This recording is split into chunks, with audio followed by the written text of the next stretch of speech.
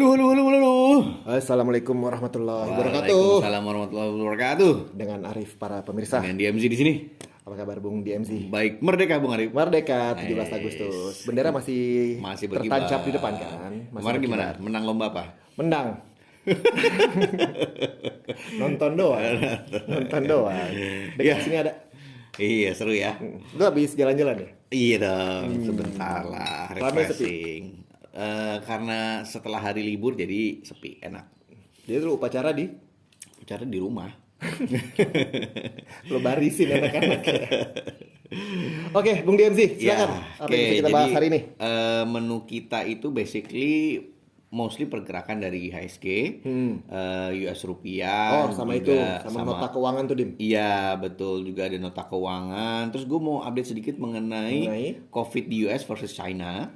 Oh, oke. Ya, terus kemudian ada sedikit berita tentang Taiwan. Terus tadi kemarin Bung Arif share tentang stance-nya BI terhadap situasi terkini ya. Betul. Terus juga ada berita tentang BBM. Ya. Oh iya, BBM serem juga tuh ya. Iya. Oke, kita mulai aja Bung Kita Arif ya. mulai. Ting dung. Ting tung. Ya. Oke. Jadi basically untuk IHSG minggu kemarin itu Ya. sebenarnya sesuai prediksi gue Bung Arif. Gue udah gak ngeliat prediksi gue lah. Gue kan kurang lebih antara 7.000 sampai dengan 7.150 ngetes level 7.200. Pergerakan kemarin itu berkisar di 7.090-an dan ke 7.200-an. Sempat tapi turun lagi dan eventually ditutup di 7172 atau positifnya hanya 0,24%. Selama seminggu kemarin. Iya, which is memang benar karena memang berita-beritanya basically nggak ada yang nggak ada yang cukup nendang lah untuk dia bisa menembus 7.200 dan eventually banyak yang profit taking dan rebalancing seperti yang kita omongin minggu lalu. Betul. Tapi US rupiah ini gue akuin untuk minggu kemarin itu salah total.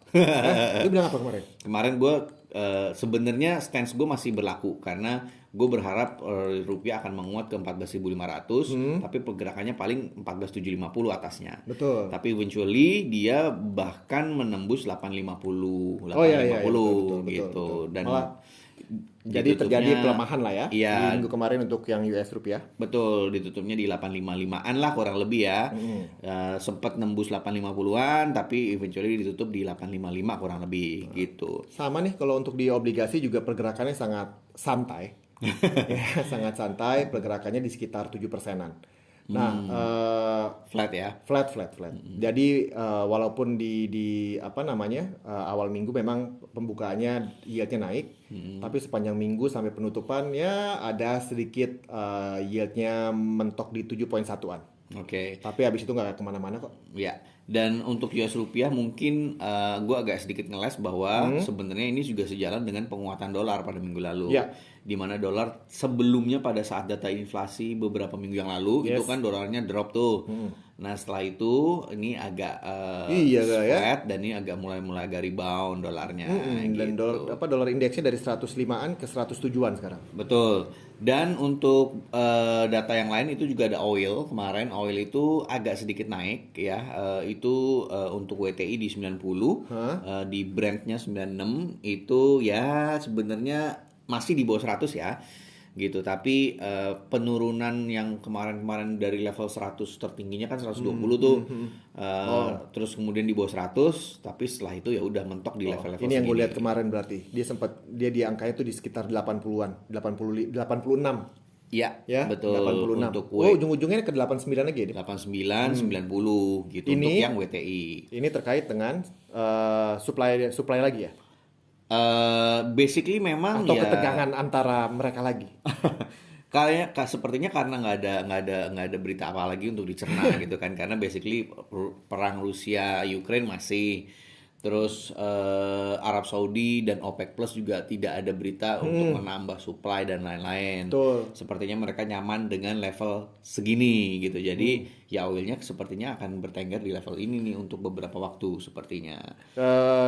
Nanti di agenda kita yang kedua deh, yang untuk minggu depan bakal ada apaan? Ya, nah kemudian kalau kita ngomongin oil, kita juga ngomongin gas. Tadi sempat kita nyinggung mengenai Rusia Ukraine yang memang nggak ada perkembangannya dan berita positif nggak ada, berita negatif juga ya alhamdulillah nggak ada gitu kan. Tapi eventually beritanya justru nggak impactnya efek suplai gas ke Eropa, terutama Jerman. Nah itu lagi jadi fokus tuh Dim sekarang Betul, kayaknya. karena kan bentar lagi, ya nggak bentar lagi sih, tapi beberapa bulan lagi Ini udah mulai winter. dingin nih. Udah mulai dingin sekarang kan Di Agustus sono. kan. Di sono ya, kalau di sini mah gini-gini aja ya. Gini-gini aja. Kalau matahari lagi banyak matahari. Iya, malah agak gerah ya, agak gitu. Nah, ini yang menjadi concern juga di Eropa mendekati musim dingin. Betul. Nah ini sebenarnya yang bakal jadi mungkin kita lihat perkembangan di minggu ini. Ya, Karena kalau di minggu apa namanya perkembangan minggu ini gimana, nanti kita lihat soalnya sepertinya sekarang ekonomi Eropa itu lagi in focus. ya, Ya betul, karena kayaknya masalah juga lagi banyak. betul. Belum terkait sama kegiatan ekonomi nanti bakal berlangsungnya gimana. Ya. Karena kan emang supply apa namanya energi masih melanda Betul, betul. krisisnya di mereka. Betul. Nah, di awal minggu juga tadi kita bahas mengenai nota keuangan. Nah, Ya. Bung Arif, nota keuangan Indonesia itu di awal minggu kurang lebih Jadi ini cukup kan- menarik ya, cukup Jadi points-pointsnya.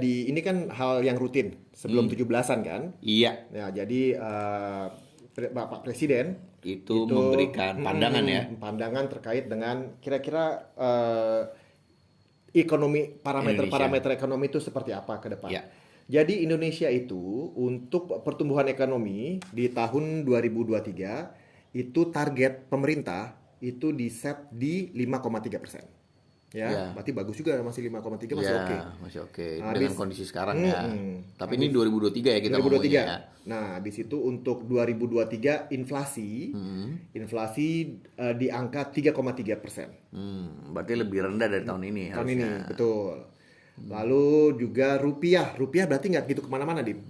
Ditargetin di tahun depan itu sekitar 14.750. Di 2023. 2023. Wah, ini lebih tinggi dari target gua 14.500 kemarin. Ya, nah ini Indonesia jadi untuk para investor retail bonds diperkirakan obligasi di tahun 2023 itu untuk yang 10 tahun yieldnya diperkirakan ada di 7,9%. Ya. Jadi ya kalau sekarang 7%, Berarti harganya bakal turun dong ya. berarti 1%, Expect-nya. 1% yield loh. 1% yield itu kalau kita ngomong 1% yield, berarti pergerakan yang 10 tahun kemungkinan ada di 10 poin loh, Dim. Jadi ya apa namanya ini perkiraannya. Ya. Lalu Asumsi-asumsi yang dipakai mereka ya. Betul, dalam menyusun ke Era APBN. Betul. Kok lu ini banget sih? Aisyah. Langsung kemana-mana gitu. Lu punya. Terus habis itu oil price itu diperkirakan 95 sampai 105. Wis, Nggak jauh-jauh dari sekarang. Ya, nggak jadi Kira-kira sekarang lah. Nah, berarti harga bensin ya segini-segini aja. Nah, ntar ada update juga nih mengenai harga bensin Indonesia. Nggak akan kemana-mana. Oh ya, gue juga mau denger tuh. Terus habis itu oil lifting nggak ada. Itu aja yang penting-penting. Jadi ini bisa menjadi catatan. Gue ngomong dulu. Benchmark menarik lah Ya, untuk jadi ekonomi. jadi setelah pengumuman ini somehow itu yield kemarin bergerak turun. Oh, harganya Bergerak naik. turun. Jadi Padahal harganya targetnya 7,9 Iya, ya. jadi ini nggak terlalu apa namanya lumayan membuat berarti market dengerin nih cerita ini kemarin. Jadi mungkin asumsinya mungkin not so surprising, kalaupun nanti dibilang obligasi tahun depan 7,9 ya masih tahun depan anyway gitu. Jadi masih apa namanya dianggap positif cerita ini. Iya, jadi mungkin asumsinya ini adalah asumsi yang pesimis realis kayaknya. Dia nggak mau yang optimis menghadapi kondisi global, Ya. tapi juga nggak yang negatif-negatif banget gitu. Jadi ya ini adalah asumsi yang ya masih diterima lama oleh market lah ya intinya. Nah, apalagi nanti pergerakan ini kan banyak pergerakan harga, ya kan pergerakan harga kebutuhan. Betul. Nah, ini yang mesti diperhatikan. Ya. Nah, itu dari dalam negeri. Nah, kalau misalnya kita di luar di global itu sebenarnya ada beberapa banyak data, tapi ya gue ringkas aja kurang lebih basically ada tanda-tanda inflasi mereda di beberapa tempat seperti di Kanada, tapi ya eventually retail sales ini yang US ini yang juga agak sedikit ya memang diekspektasi agak menurun ya. Tadinya 0,9% itu diperkirakan turun ke 0,4%. diperkirakan turun menjadi negatif 0,1%. Ya. Tapi eventually nggak negatif lah, berada di 0,4%. Nah ini tapi yang paling ditunggu adalah data kemarin itu terkait sebenarnya FOMC minute. Sebenarnya nggak ditunggu-tunggu banget karena basically market sudah lebih mencerna hasil terakhir itu adalah inflasi dari US. Dan kayaknya market nggak gerak kemana-mana juga. Betul. Jadi ya sudahlah. Betul, Ya karena betul. kan yang ditunggu banget tuh yang inflasi kemarin. Iya, akhirnya. jadi marketnya bergerak setelah inflasi US, tapi FOMC minutes basically udah ya ketebak lah gitu-gitu aja gitu loh. Yang Boring. yang lebih ditunggu sebenarnya komentar-komentar lanjutan lagi nih. Karena dari FOMC minutes itu yang bisa kita highlight itu basically apa yang sudah di-expect oleh market lah. Ya. Bahwa sebenarnya ya bisa jadi kalau misalnya inflasi sudah mereda, mereka bisa mengurangi stimulus gitu, intinya kayak gitu. Mengurangi tekanan untuk memperketat perekonomian. Wah, Gitu. udah lama tuh kita nggak update stimulus tuh. Nanti kita mesti pelajari lagi tuh untuk minggu depan. Ya, jadi FOMC minute basically nothing new ya. Tapi kalau misalnya gue ngomongin US nih, mumpung lagi di US nih kita ngomonginnya, itu kemarin kan ada Taiwan tuh yang sempet ricuh. Betul. Ya. Nah Akhirnya kemarin gimana? Masih latihan militer juga tuh di Cina? latihan militer itu semenjak yang terakhir minggu lalu kan katanya China dia mau mencoba resolusi damai. Oh gitu ya? Tapi bagus. sekarang US agak malas-malasin lagi Oh, dengan dia kalau nggak salah ada Selalu. kunjungan bilateral lah. Selalu ada. Selalu ada godaan-godaan. Iya kalau nggak salah anggota DPR atau apa segala macam. Datang lagi ke Taiwan. Terus katanya mau mempererat perdagangan bilateral. Padahal kan kalau misalnya China menganggap itu daerahnya dia, harusnya lo nego sama gua dong, Betul. ini kayak gitu. Ini kayaknya jadi mungkin ada agenda-agenda politik Nah, yang kita belum ketahui. Emang Taiwan tuh apa sih? nah itu gue juga nggak Dia tahu. sumber ekspornya apa gitu? Betul, Sumber betul. perdagangan. Apa yang mau di trade gitu Iya. kan? Menarik gitu ini yang Abis apa kepentingan US di sini? Betul. Dan mungkin abis itu kata China, ya udah kita latihan militer lagi. Nah itu dia, untungnya sampai saat ini belum ada berita ya. Tapi ya ini nih, aduh, Belum ada berita latihan militer. belum ada misil-misil berita lagi nih gitu. tapi lucu ya, lagi ada tamu tiba-tiba rudal lewat di atas. Iya, ya mudah-mudahan gak separah itulah ya. Itu baru bercanda seru nih. Nah, terus Gitu. abis itu Tadi gue sedikit update nih tentang US nih terkait COVID juga di ya, US. gue mau dengerin itu tadi. Jadi CDC itu kayak badan pemerintah yang menanggulangi Kesehatan. penyakit menular. Oh, oke. Nah, gitu. Dibilang apa? Di US itu sudah semakin loose. Jadi dia say bahwa Lulus tuh orang-orang semakin cuek gitu maksudnya. ya COVID, dia bilang COVID nggak bakal hilang, intinya kayak gitu. Oh iya iya iya. Tapi dengan banyaknya orang yang sudah vaksin ataupun terinfeksi, sehingga sudah mempunyai kekebalan tubuh, Betul. sehingga COVID-nya tidak akan Galak-galak lagi. ya fatality-nya berkurang Betul, lah intinya. betul. Dan jadi dia udah mulai loose, udah nggak, tadi kan nggak ada Lulus tuh karantin. orang-orangnya atau ada aturannya sih? Aturannya. Oh, Jadi oke. udah nggak ada karantin isolasi mandiri lagi, even untuk sekolah-sekolah gitu. Nggak usah isoman, nggak usah tes kayak gitu. Udah dianggap flu aja udah ini. Iya betul. Udah kayak Tapi kan yang terjadi di kita juga begitu. Iya kan? kita nggak disuruh tapi udah eventually. Ya udah jalan sendiri-sendiri aja. Nah tapi ini berbanding terbalik dengan China. Masih zero dia, masih pakai kebijakan nol juga dan dia. yang lucu adalah berita video viral di mana orang-orang di IKEA di China tiba-tiba mau ditutup. Jadi ditutup semua dan semua orang yang di situ harus menjalani isolasi di Dalam fasilitas IKEA? pemerintah. Oh, kirain dalam IKEA Dalam enak. IKEA enak. Udah lengkap. Iya udah lengkap ya. Tapi kalau mau pup gimana? Oh, ya gantian kan ada ininya, toiletnya. Toilet yang beneran atau toilet yang simulasi itu? Toilet yang beneran kan ada yang buat tamu. Kirain ada Lu yang bayangin lu, sofanya enak. Meja makannya bagus. Iya. Ya kan? Makanannya juga enak lagi. Makannya juga enak. Chicken wingsnya. Nah, habis itu Hotdognya murah. tempat tidurnya bagus-bagus. Yang ada ngajak temen. Nah, tapi jadi lucu tuh videonya tuh orang-orang pada berbondong-bondong mau keluar, pintunya mau ditutup. Nah. Ada orang-orang yang mau kecepit tapi mereka berebut-berebut keluar. Oh, karena mereka takut ditutup disuruh tinggal di dalam. Iya, karena harus menjalani isoman di fasilitas pemerintah selama 2 atau 3 hari, habis itu di rumah selama beberapa hari. Gitu. Jadi tuh mereka masih sangat ketat gitu. Jadi kayak gitu, lu bilang mereka itu yang kabur berhasil gak? Pasti Di banyak yang berhasil sih. videonya berhasil beberapa lah ya. Yang lain kayak gencet-gencet gitu. Itu lucu sih gue liat videonya, ya ampun. Lu belum lihat tuh? Dan lu bayangin ya, lu lagi santai-santai di mall. Iya. Tau-tau dikurung. Gak bisa keluar. Tapi itu mungkin karena ada yang teriak-teriak. Kalau nggak ada yang teriak kan nggak tahu. Tiba-tiba ketutup aja. Iya, betul. Iya kan? Itu kejadian di pintu yang ditutup. Kalau orang yang kayak di tengah-tengah kan nggak tahu, pas mau keluar lah kok ditutup ya. Iya. Loh, kita ngapain? Oh, yang menarik juga nih. Sang istri Kenapa? sudah menjadi tersangka. Oh, itu berita di Indonesia Menarik ya. ya? Menarik gak lo? Iya, itu menarik. Lu baca gak sih? Enggak ya? Lu kayaknya Gue malas. baca, cuman banyak yang kita nggak tahu. Jadi gue Oh memang. Gua pun begitu. Tapi maksudnya makin kesini kok semakin terbuka tabir-tabir. iya. Tabir-tabir yang terjadi di luar sana. Iya, Ya. tapi menjadi banyak pertanyaan lanjutan. Oh iya. Gitu, jadinya ya. Banyak itu pertanyaan lanjutan memang. Emang kagak jelas. Iya kan? ya itu kita hanya bisa memantau lah ya. Kita memantau. Berita-berita. Ya. Nggak bisa memberikan apa-apa lagi. Nggak bisa. Kita cuman lihat dan kita persepsikan Banyak sendiri. gosip-gosip ya, tapi Banyak banget. menarik. Nah, terkait dengan ekonomi Indonesia tadi Bung Arif, kemarin katanya ada Bung Arif share terkait view BI stays dovish kalau nggak salah ya. Oh iya. Terkait dengan walaupun Kemarin itu ada gua pas lagi baca di Bloomberg sih. Bottom line-nya sih Bapak Peri, Gubernur BI kita, itu belum melihat kenaikan suku bunga itu diperlukan untuk saat ini. ini penting karena minggu depan itu ada BI rate decision gitu.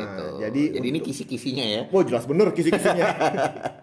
Kisi-kisinya jelas bener. Dan ini adalah juga terkait dengan yang sebelum minggu lalu kan kita bilang bahwa kuota subsidi sudah hampir jebol. Iya, itu banyak banget minggu ini di headline. Dan BI even dengan berita tersebut dia mengatakan BI akan stay dovish gitu. Artinya ya itu udah kisi-kisi jelas bahwa terkait dengan situasi BI rate minggu depan. Ya. Nah, terkait dengan BBM juga di akhir minggu itu ada berita nih. Pak Bos. Iya Pak Bos.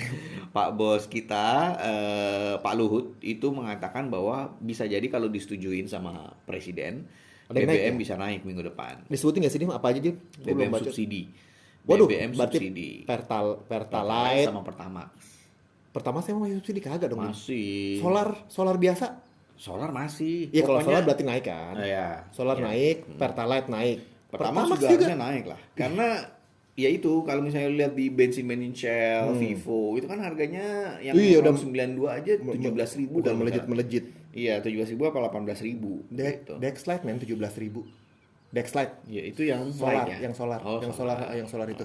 Iya, iya. Iya. Nah, itu apa? Nah, itu benchmark kita lah kalau misalnya BBM nggak disubsidi itu kisarannya di situ. jadi jalan keluarnya adalah itu kemarin di Gias kayaknya banyak banget digembar-gemborkan si Listrik. mobil listrik yang Iya. yang buatan China itu. Betul, betul. Bentuknya kecil, 250-an harganya. 250 juta. Iya. Tapi yang kayaknya gue belum tahu dalamnya sih. Tapi semuanya banyak banget yang ngepromot. Kenapa nggak naik motor aja sih? Naik Walaupun kecil. Naik motor susah. Oh, kan spiritnya dong. Spiritnya tidak menggunakan fosil Oh lagi. iya iya ya iya. kan? Oke. Menarik.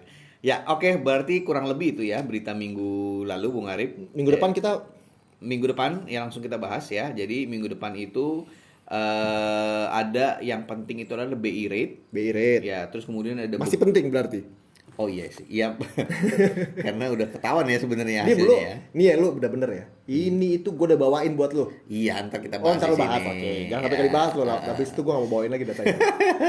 Terus habis itu apa? Terus ada GDP Jerman. Amrix nggak ada kabar nih Amrix. Nah, Amerika itu kurang lebih speech dari petinggi Fed. Kemudian mereka kan ada konsorsium di Jackson Hole tuh biasanya tuh. Nah, itu juga biasanya akan memberikan gambaran juga nih terkait dengan view ekonomi nanti ke depan seperti apa. Coba kita lihat lagi Dim. Benernya nggak ada apa-apa Kurang ya? lebih itu doang. Dan nah, sekarang pergerakan IHSG seperti apa? Nah, ini tadi kita memakai data dari Bung Arif nih. Betul. Di mana Bung Arif Arif ini sudah membawa berita data. Data apa nih Bung Arif? Ini sebenarnya jadi gini, kalau di IHSG itu kan semua saham tuh, gue lupa membership. Ada beberapa sektor di Betul, GCI, jadi di IHSG. penggolongan. Jadi kalau saham itu udah berapa ratus sekarang gue lupa. Digolong-golongkan. Ada energi, transportasi, industri. Nah, jadi terdapat ada 10 atau 11 grouping. Ada sektor energi, ada sektor transportasi, ada industrial, finansial dan lain-lain. Infrastruktur. Nah, yang gue bawa sekarang ini adalah bagaimana kinerja mereka sepanjang tahun ini. Ya. Silakan Bung Dim. Ya, jadi kalau misalnya yang paling mencolok adalah sektor energi ya, itu yang naiknya sudah secara gabungan. Mana sektor favorit lu? Mana gimana? Lo energi nih? tahun kemarin kan gue bilang ya. Enggak, sektor favorit lu mana? Ya, belum. Bacain dulu deh. Gue mau bacain lu nyela-nyela aja. Nggak tahan gue. Ya, energi itu memang udah expect ya dengan meningkatnya harga komoditas itu kenaikannya 60%. 60%. Tapi diikuti oleh transportasi dan logistik. Betul. Itu hampir 30%. Betul. Industri, terus kemudian infrastruktur masih 8%, lah ya kenaikannya. Standar aja. Industri itu 27%. Nah, itu kurang lebih yang top performance lah. Yang positif performance lah itu. Nah, yang dua paling bawah itu adalah properti dan real estate. Itu negatif 7% sama teknologi negatif 10%. Itu yang gue selalu tadi. Ya, ini data diambil 30 Desember sampai dengan 19 Agustus. Betul. Tapi lah, minggu lalu itu sebenarnya ini adalah memberikan opportunity untuk teman-teman rebalancing. Ngeri. Lu emang selalu bisa gitu memposisikan diri gitu. Iya. Jadi menurut lu kalau udah lihat begini berarti justru kesempatan. Iya, kesempatan. Oke. Energi basically ya dengan tadi yang dilihat harga oil kayaknya nggak jauh-jauh dari level 90 ini ya berarti dari sisi energi ya nggak jauh-jauh lagi nih. Nah teman-teman menurut gua ya ini disclaimer on bahwa kita bisa switching ke teknologi yang turunnya hampir 10%. Dan tanggal tadi tuh data lo sampai tanggal 19 ya? 19. Oke. Ya kemarin Goto aja sebenarnya udah naik dan gua udah cuan lah dari Goto kemarin. Lu taruh terus apa lu ambil? Sebagian gue udah cairin Oh gitu. lagi. Berarti redemption averaging berarti. Iya kan? Gitu. Nah tadi ada properti gue masih nggak terlalu favor ya. Betul gue juga belum. Tapi kalau teknologi teman-teman mungkin bisa rebalancing. Dia nggak ada dikit. healthcare ya Dim ya? Ada. Ada di Sektor mana healthcare tuh ya? itu 8. Wah, negatif favorit 0,86%. gua healthcare sebenarnya. Ya.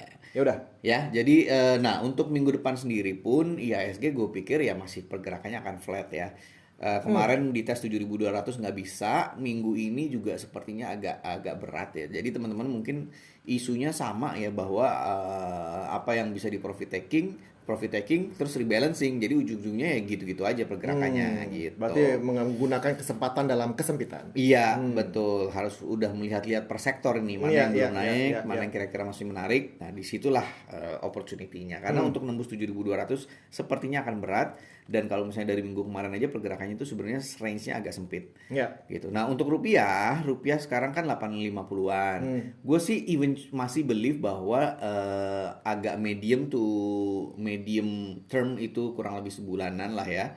Itu eventually harusnya rupiah bisa menguat. Oke. Gitu. Tapi untuk sekarang minggu ini ya mungkin nggak jauh-jauh dari 800 850 lah gitu untuk rupiah. Untuk obligasi karena gue lagi nggak bisa nge-scroll laptop gue, itu kita punya kepemilikan asing naik terus, ya itu positif buat kita. Lalu juga dengan Pak Peri sudah bilang bahwa suku bunga State office mendingan diem, udah bakal diem aja.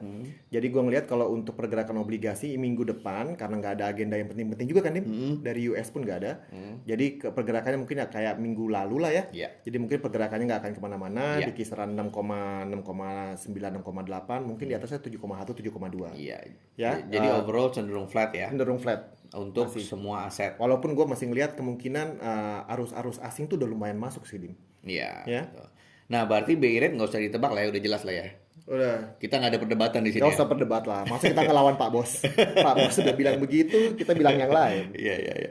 Oke lah kalau begitu teman-teman. Jadi mungkin minggu depan akan flat, cenderung ya profit taking bagi yang udah untung, rebalancing untuk ngambil posisi yang belum naik. Oke, jadi semuanya para pemirsa selamat berakhir pekan karena kita masih ngambilnya Sabtu nih. Oh iya. Ya, dan stay healthy, stay prokes dan itu aja dari kita. Oke. Bye bye.